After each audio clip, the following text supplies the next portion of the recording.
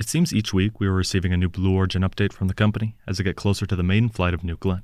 Usually, they keep most information to themselves. However, with the launch approaching, full-scale preparations tend to be much harder to hide and involve massive stages and infrastructure. Just yesterday, we got new images showcasing the structural New Glenn test article moved and raised vertically on the company's launch site. This comes in addition to all the recent progress with the actual flight hardware and mating of the first and second stages. As of right now, Blue Origin is still planning to launch New Glenn for the first time late this year on a mission to Mars. Here we'll go more in depth into the recent test, its purpose, what it means for the future launch, and more.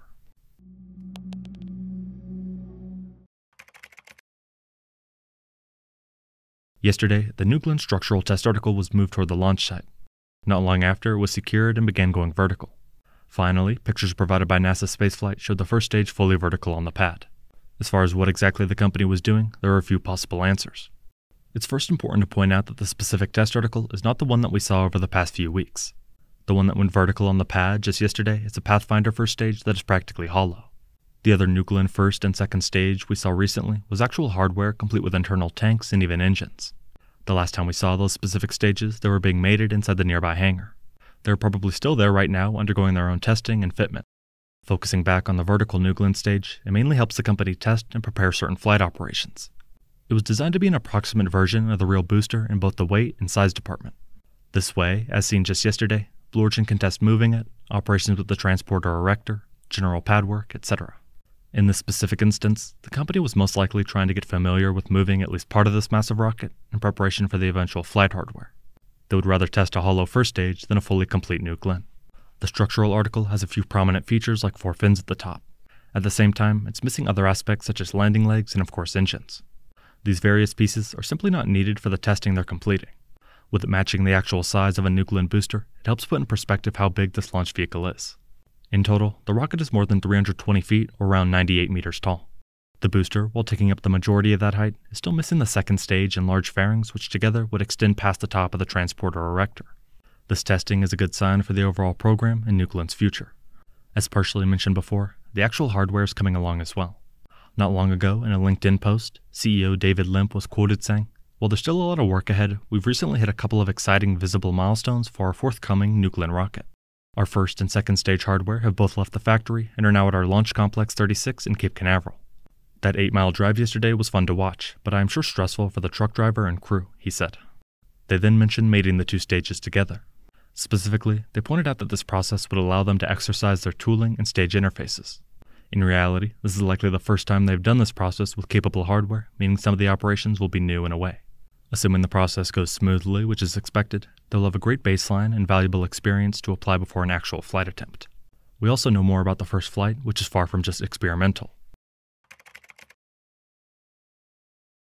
By now, many know that New Glenn's first flight will carry multiple payloads on a mission to Mars. While ambitious sounding, especially for a maiden flight, it doesn't quite end there. Ideally, Blue Origin wants the first flight of New Glenn to work from the moment the rocket reaches the pad to when its reusable booster lands back on a barge not long after liftoff. They stress that the inaugural flight will have customer devices on board, it won't be an experiment. In other words, it seems that not only is Blue Origin planning to try and reach Mars, but also land the booster on the maiden flight. As far as how realistic this is, or even if they will have a barge available by then, is hard to tell. We do know that the mission overall is quite risky, in the sense that there are a lot of unknowns. Even NASA, which selected the company and launch vehicle for the Mars mission, knows this. Originally, NASA awarded Blue Origin a task order to provide launch service for the agency's Escape and Plasma Acceleration and Dynamics Explorer or ESCAPADE mission, as part of the agency's Venture Class Acquisition of Dedicated and Rideshare or VADR launch services contract. In a statement, the agency is quoted saying, "ESCAPADE will launch on Blue Origin's New Glenn rocket from Space Launch Complex 36 at Cape Canaveral Space Force Station in Florida. Launch is targeted for late 2024. More relevant, when talking about risk, the agency classified the mission as Class D. Looking at a chart provided by the agency, they list 4 different classifications going from least risky, A, to most risky, D.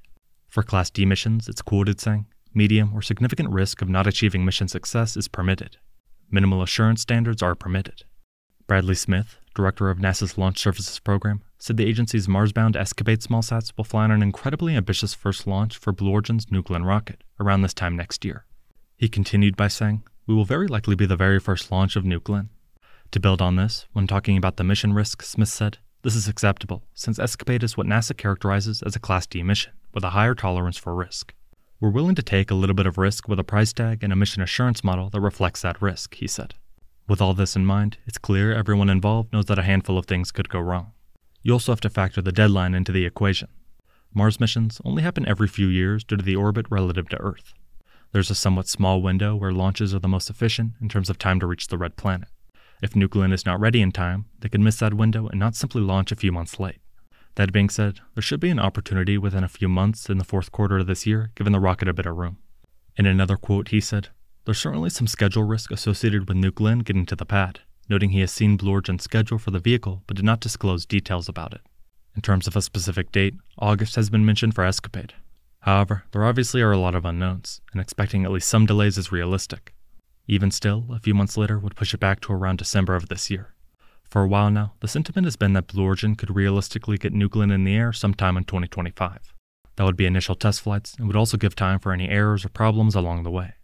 You have to consider that Nuclean by itself is a very ambitious vehicle and will include a lot of firsts for the company. Landing the booster out at sea, for example, will likely take a few attempts before they get it right. On the bright side, for this first mission, they could still theoretically successfully launch the payloads and fail to land the booster. Even though they have some experience with New Shepard, the combination of Nuclean's size, propulsion, and water landing all complicate the process. Blue Origin is also aware of this and planning in advance.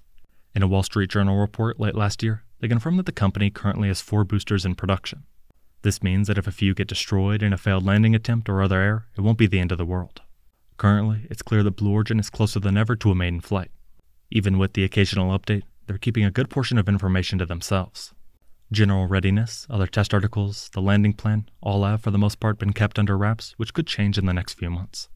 Leading up to the maiden flight, we should hear even more about what to expect and when. If successful, the rocket could add a major service within the industry. Nuclean's first stage, for example, is designed for a minimum of 25 flights. This is supposed to help lead to significantly less waste and cost.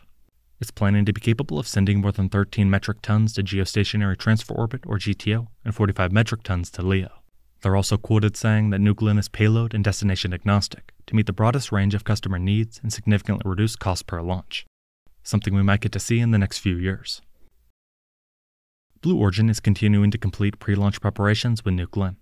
Just yesterday, we saw the structural test article move to the pad and raise vertically to simulate launch operations. We will have to wait and see how it progresses and the impact it has on the space industry. Thank you very much for watching.